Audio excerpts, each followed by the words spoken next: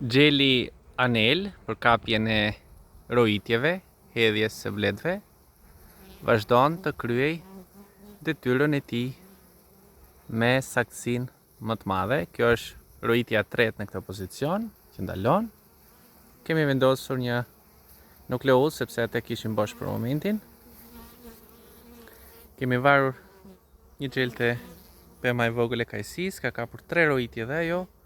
Edhe nga ullin kemi nga një gjel për secilin, por vetëm këto 2 pozicione kanë kapur rojitje për momentin. Kemi vendosur korniza me pjellje. Kjo është du të jetë 100% një rojitje me mëma të reja të pa fekonduara, sepse kësaj blete unë ja kam hequr mamën e vjetër. Ja, do mundohemi se mos shohim ndonjë mamë të re. Ja tek është mama. Nuk duket shumë e re fatikisht. Mund të jetë dhe fekonduar.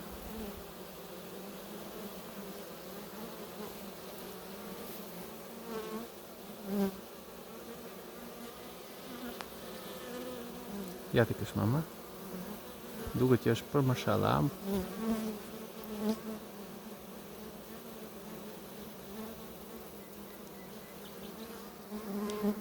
Ka marrë goxha koloni me vete.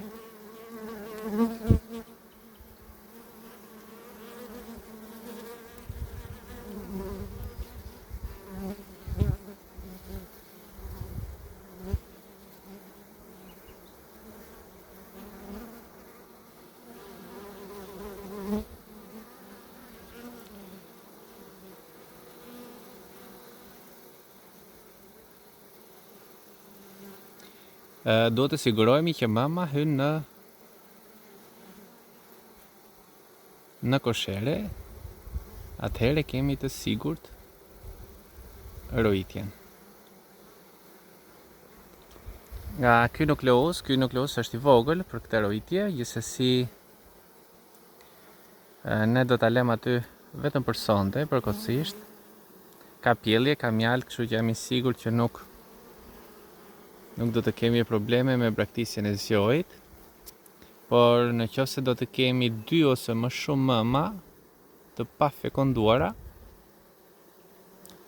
ato mund të ndahen përsëri.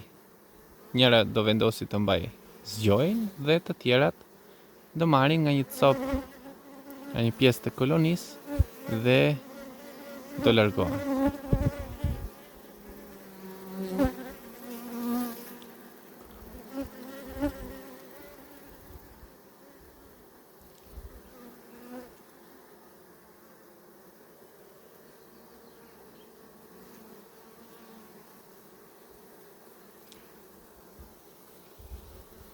Doja të shikoja mamën teksa hynte në koshere, por ja tek është. E shoh.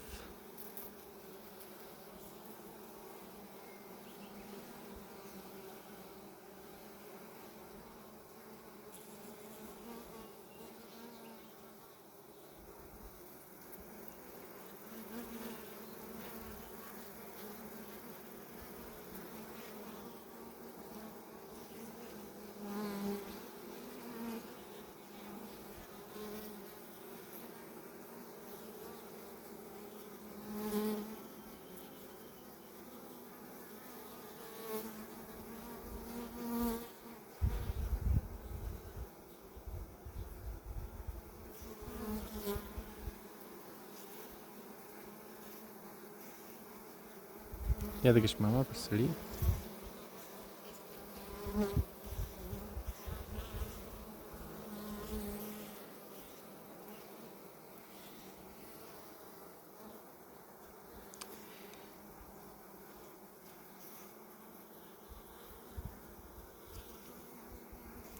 Nga përmasa trupore mendoj se është e fekonduar. Ka filluar pjellje dhe më pas e kanë lënë zgjojin. duke e lënë vendin një çibuku tjetër. Gjithsesi, do ta kontrollojmë dhe koloninë.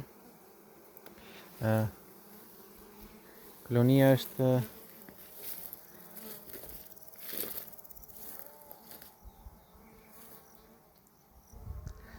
Kjo shparku ynë tani është zvogëluar shumë, sepse kemi shitur.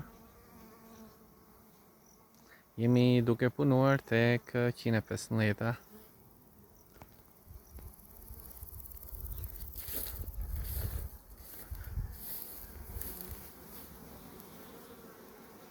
Dua të sigurohem që mama do hy brenda, po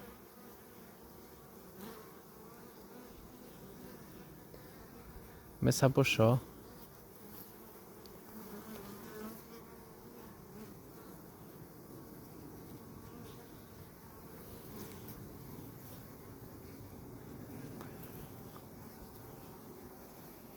do ta lëm të qetë dhe do ta kontrollojmë më mbrapa.